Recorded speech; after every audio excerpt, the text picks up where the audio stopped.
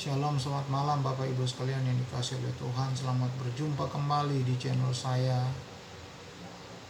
Pada malam hari ini saya akan coba menjawab pertanyaan-pertanyaan dari teman-teman sekalian lewat FB maupun lewat channel YouTube saya, berhubungan dengan tema yang saya pernah kemukakan beberapa hari yang lalu tentang bahasa roh, komunikasi alam gaib dalam pemahaman teologi roh, hikmat, dan wahyu.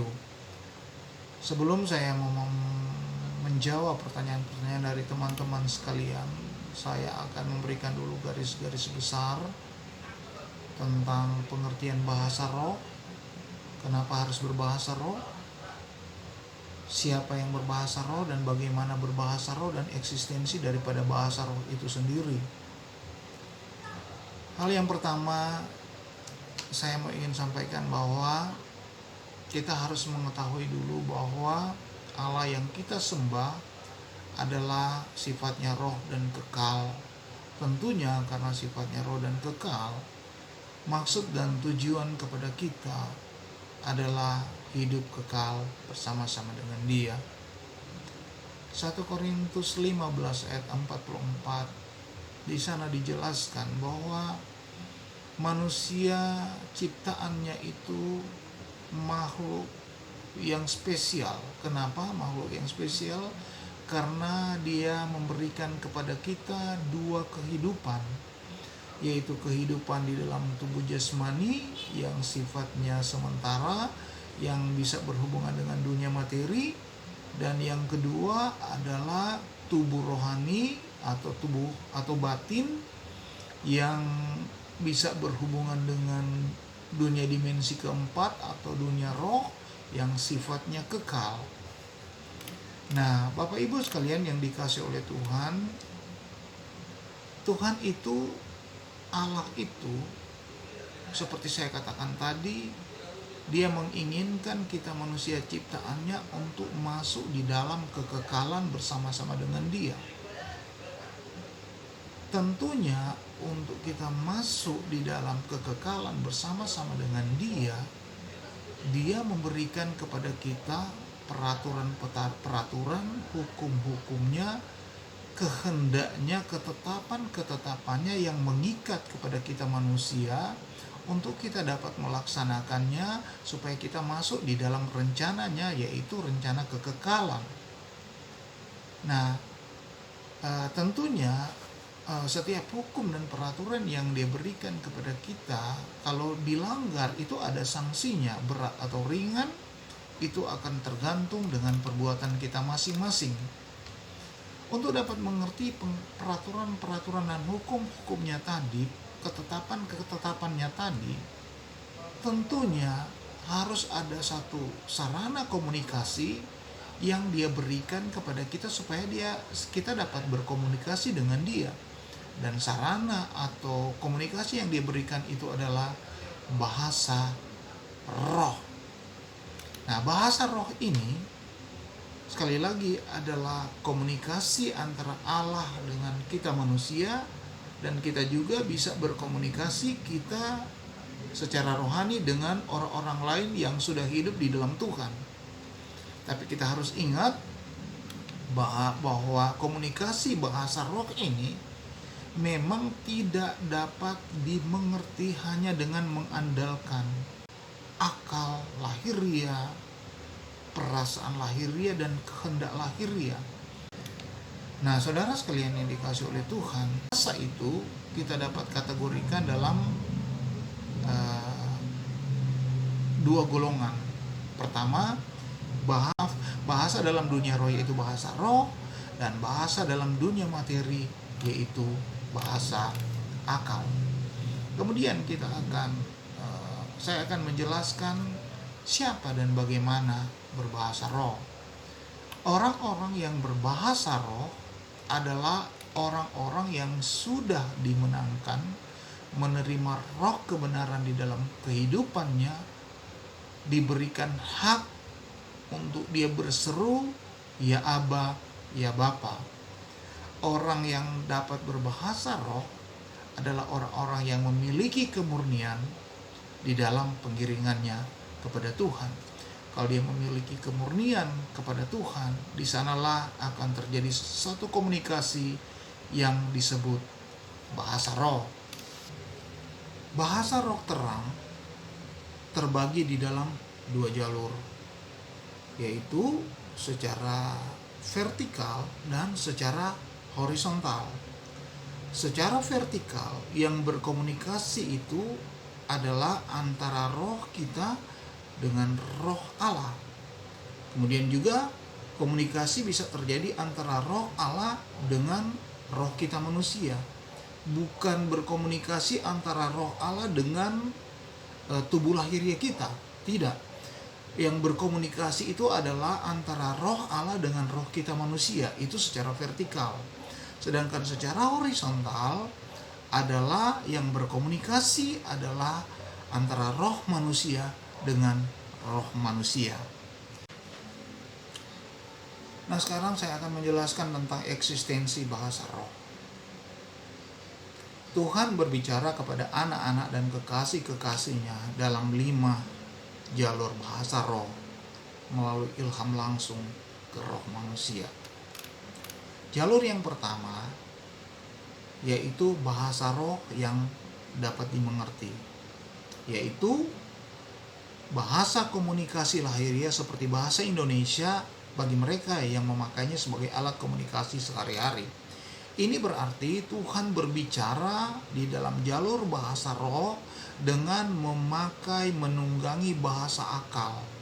Bahasa roh ini diterima langsung oleh roh manusia, yaitu anak-anak Tuhan dan kekasihnya, dan kemudian diekspresikan ke jiwa atau ke tubuh melalui kata-kata. Contohnya, orang-orang bernubuat. Jadi orang-orang bernubuat itu mereka berbahasa roh dengan mempergunakan bahasa sehari-hari. Orang yang berdoa di dalam urapan Roh Kudus, atau orang yang berkata-kata berdasarkan ilham roh. Tentunya orang-orang seperti ini mereka berbahasa roh karena Tuhan yang menyuruh mereka, Tuhan yang mengilhami mereka. Tapi bahasa roh yang mempergunakan bahasa sehari-hari atau bahasa akal. Ada banyak contoh di dalam Alkitab. Contohnya seperti Nikodemus. Satu malam dia datang kepada Tuhan Yesus dan dia bertanya, bagaimana supaya dia bisa masuk kerajaan sorga? Dan Allah menjawab dia, engkau harus dilahirkan kembali. Saudara tahu, Yesus berkata walaupun dia mempergunakan bahasa Aram, tapi Yesus itu berkata bahasa roh itu. Kenapa? Karena Yesus kan adalah roh Allah sendiri. Yesus adalah roh. Ya, jadi tentunya yang dia sampaikan itu adalah bahasa roh. Tapi karena Nikodemus, dia hanya menerima itu secara lahiriah, secara akal, lahiriah, perasaan dan kehendak lahiriah. Nikodemus tidak mengerti dengan hal itu. Sehingga dia menjawab, jadi aku harus masuk lagi ke kandungan ibuku dan aku lahir. Tapi Yesus bukan maksudnya seperti itu. Yang dimaksud oleh Tuhan Yesus adalah dia harus dilahirkan secara roh. Itu yang dimaksud oleh Tuhan Yesus. Nah, seperti yang saya sudah jelaskan di atas, memang bahasa roh tidak dapat dipahami hanya dengan mengandalkan logika lahiriah, mengandalkan perasaan lahiriah dan kehendak lahiriah. Jadi itu bahasa roh yang jalur yang pertama, yaitu mempergunakan bahasa sehari-hari. Kemudian yang kedua, bahasa roh yang tidak dimengerti oleh akal atau jiwa lahiriah, atau biasa disebut di dalam bahasa Yunani glossalaleo atau glossolali. Artinya, bahasa roh ini saya yang menerima ilham, saya berkata-kata dengan glossolalia, dengan karunia lidah, di mana saya tidak mengerti apa yang saya ucapkan, tapi hanya roh saya dengan roh Tuhan yang mengerti apa yang saya ucapkan itu. Nah, bahasa roh ini sekali lagi adalah bahasa roh di dalam karunia lidah, di mana saya yang mengucapkan tidak mengerti, tetapi hanya roh saya dengan Tuhan yang mengerti. Itu di dalam 1 Korintus 14 ayat 2 dan 1 Korintus 14 ayat 14. Nah, itu jalur yang kedua. Kemudian ada bahasa roh jalur yang ketiga. yaitu bahasa roh yang tidak dimengerti oleh yang bersangkutan yang menerima ilham, tapi dapat dimengerti oleh orang lain yang ada di sekelilingnya sebagai tanda kepadanya akan kuasa Tuhan. Bahasa roh ini langsung masuk ke roh manusia, terekspresi ke jiwa dan ke tubuh. Bahasa roh ini menunggangi bahasa dunia yang tidak dimengerti oleh orang yang bersangkutan yang menerima ilham, tapi dimengerti oleh orang lain. Itu terjadi peristiwa Kisah Para Rasul 2 ayat 4-11. Di sana diceritakan bahwa waktu rasul-rasul mereka menerima baptisan Roh Kudus, mereka dipenuhi oleh Roh Kudus, ada lidah-lidah api di sana. Tiba-tiba mereka mulai berkata-kata dengan bahasa yang mereka tidak mengerti, tapi dapat dimengerti oleh orang-orang lain yang ada di sekitar. Sehingga pada waktu itu orang-orang yang berkumpul di tempat itu, mereka mengatakan, bukankah mereka ini orang Galilea? Tetapi kenapa mereka sudah bisa berkata-kata bahasa kita, bahasa Madia, bahasa Partia, bahasa Pontus, bahasa Kapadokia, dan lain-lain. Itu terjadi di Kisah Rasul pasal 2 yang saya sebutkan tadi. Jadi inilah jalur yang ketiga yang Allah karuniakan kepada kita. Saya menerima ilham, contohnya saya menerima ilham, saya berkata-kata, saya tidak tahu apa yang saya katakan, tapi orang lain yang mendengar kata-kata saya, mereka langsung dapat mengerti apa yang saya ucapkan. Itu jalur yang ketiga. Kemudian ada jalur yang keempat, adalah bahasa roh yang tidak dimengerti, yaitu karunia lidah atau glossolalia, tetapi dapat dimengerti melalui karunia mengartikan makna lidah tersebut. Itu di dalam 1 Korintus 12 ayat 10, 1 Korintus 14 ayat 5 dan 13. Kita tahu, jadi saya menerima ilham, saya berkata-kata dengan glossolalia, saya tidak tahu apa yang saya ucapkan, tetapi orang lain diberi karunia untuk menafsirkan karunia lidah yang saya ucapkan. Tapi sering juga, bisa juga, saya juga menerima ilham, tapi saya sendiri diberikan pengertian untuk mengartikan makna lidah tersebut. Itu jalur yang keempat. Kemudian jalur bahasa roh yang kelima, yaitu bahasa roh yang tak terucapkan, yakni bahasa roh di dalam batin, di mana roh manusia berkata-kata di dalam pengaruh Roh Kudus tanpa pengekspresian. Dalam hal ini jiwa rohanilah yang berperan. Roma 8 ayat 26. Di sana disampaikan bagaimana kita tidak tahu lagi bagaimana harus berdoa, tetapi roh yang membantu saya berdoa dengan keluhan yang tak terucapkan. Ini jalur yang kelima yang Tuhan karuniakan kepada kita sebagai anak-anak Tuhan.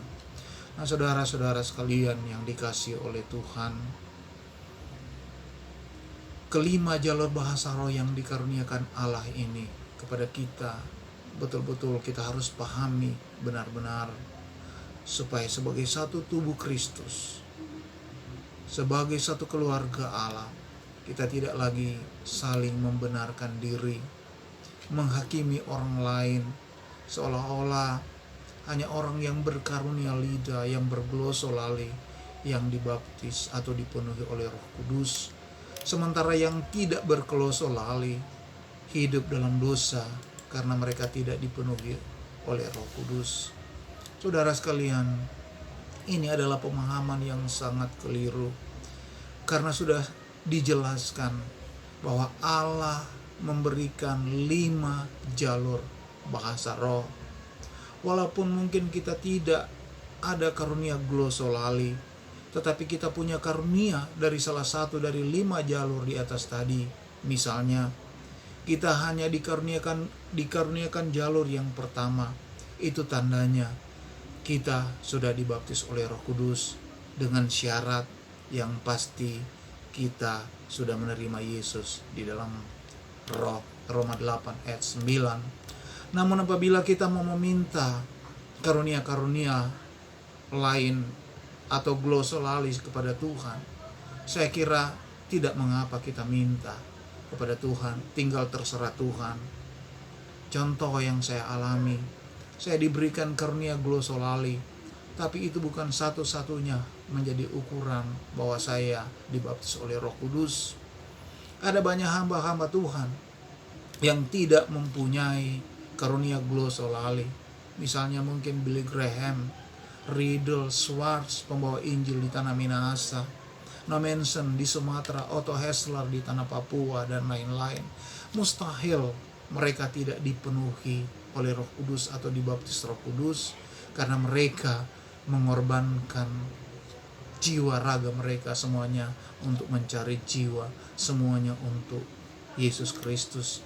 Jadi Bapak Ibu sekalian yang dikasihi oleh Tuhan, jadi betapa pentingnya memahami bahasa roh, eksistensi dan kegunaannya sebagai media komunikasi alam supranatural, alam roh yang menyangkut paut akan hal idaman orang-orang percaya, yaitu menikmati hidup bahagia bersama Dia di sorga sebagai tujuan akhir. Nah, Bapak Ibu sekalian yang dikasihi oleh Tuhan, itulah sedikit pembahasan mengulangi apa yang sudah yang saya sampaikan beberapa hari yang lalu, sebelum saya memberikan jawaban-jawaban akan pertanyaan-pertanyaan yang disampaikan oleh teman-teman melalui channel YouTube maupun FB saya. Memang ada beberapa pertanyaan yang saya coba mau sampaikan pada kesempatan ini. Pertama-tama, ada seorang bapak berinisial MH.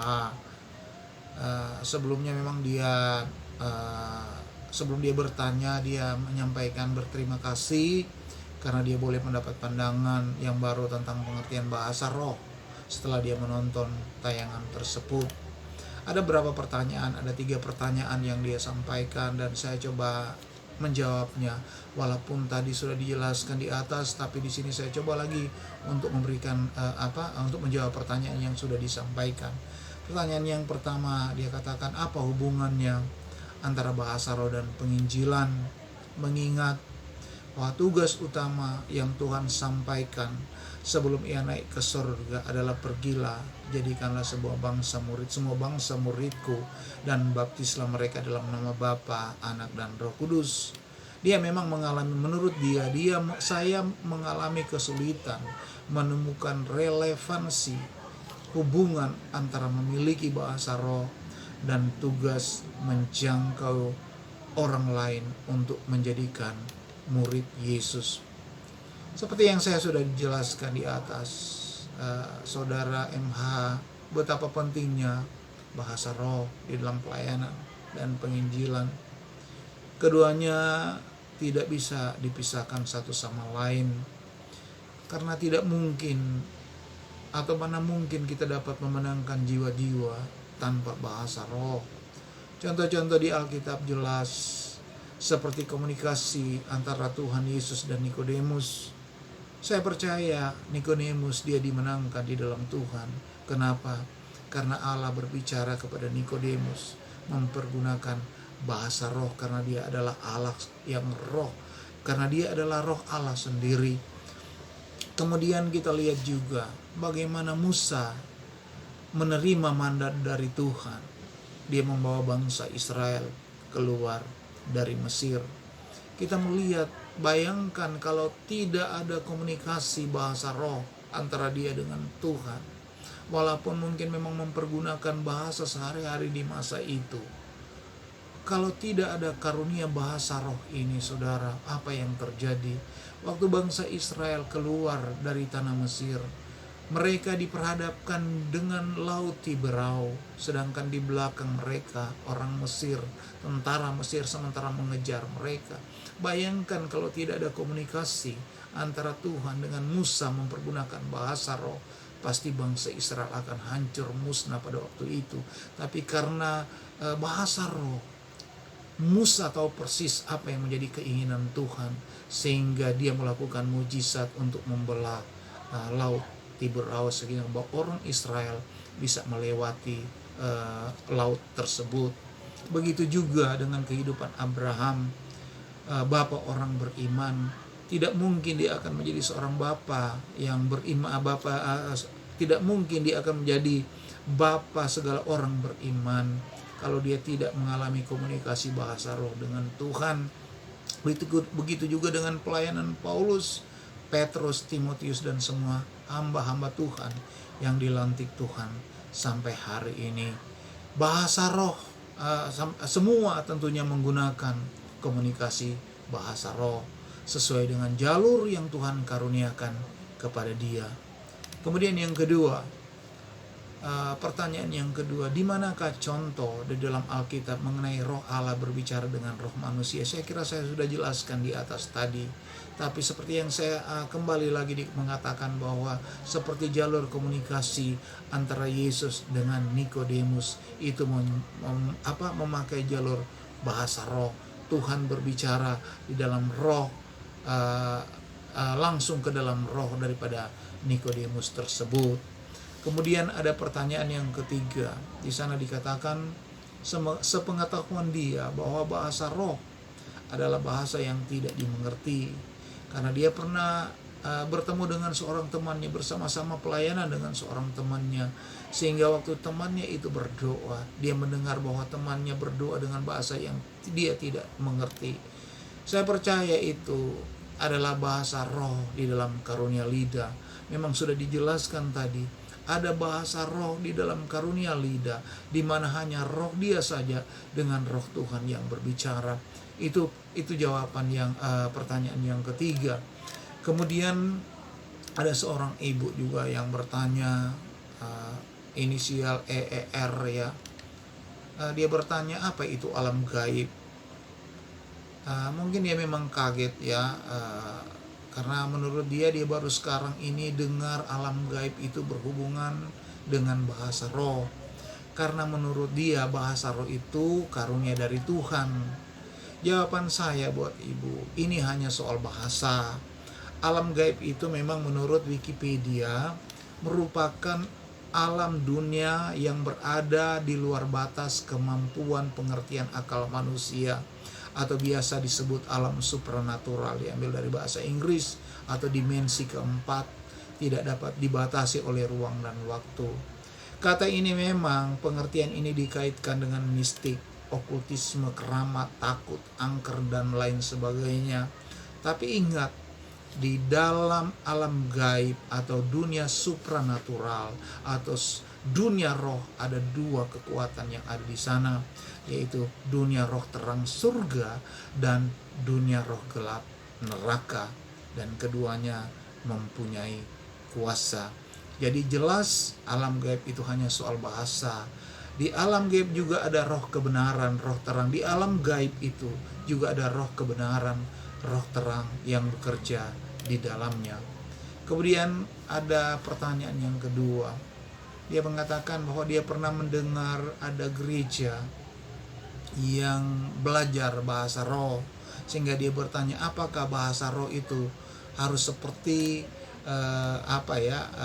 dilafalkan seperti mata pelajaran di sekolah, saudara ya. Jadi ini pertanyaannya, saudara ya sekalian yang dikasih oleh Tuhan, bahasa roh tidak bisa dieja seperti itu ya. Bahasa roh itu adalah satu karunia yang seperti ibu sudah sampaikan ya. Ini memang banyak menjadi fenomena di dalam kekristenan yang menjadi bahan perdebatan. Tapi ingat, kelima jalur bahasa roh ini harus kita pelajari dan pahami eksistensinya. Tetapi kita juga harus mengobarkan karunia ini untuk kemuliaan Tuhan.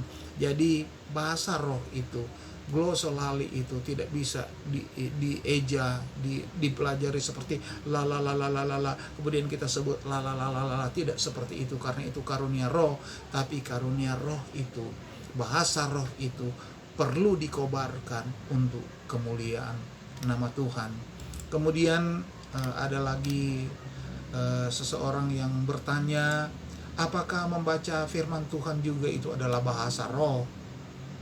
Bapak Ibu sekalian dikasih oleh Tuhan, jelas membaca firman Tuhan juga adalah bahasa roh, karena dia berkomunikasi dengan Tuhan yang adalah roh adanya.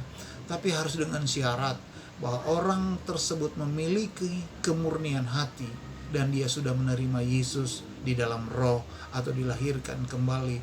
Jadi kalau dia sudah menerima Yesus di dalam roh, sudah terjadi kemanunggalan antara roh dia dengan roh Tuhan atau menerima kelahiran kembali, berarti waktu dia membaca firman Tuhan, di sanalah dia berkomunikasi dengan mempergunakan bahasa roh. Tetapi kalau toh dia belum menerima Yesus, berarti dia membaca firman Tuhan, dia hanya membaca secara logika lahiriah saja. Tapi ada pengecualian untuk perkara ini. Kadangkala juga Tuhan bisa memakai cara-cara seperti ini dengan maksud Tuhan, dengan maksud-maksud Tuhan tertentu. Jadi inilah Bapak Ibu sekalian yang saya boleh sampaikan tentang menjawab pertanyaan tentang pengertian bahasa roh. Semoga dengan materi yang sederhana ini, Bapak Ibu sekalian yang dikasih Tuhan, boleh menerima, mendapatkan suatu referensi, mendapatkan sesuatu pelajaran untuk membangun kehidupan kita, supaya kita semakin hari semakin dekat kepada Tuhan. Terima kasih. Tuhan Yesus memberkati kita semua. Haleluya. Amin.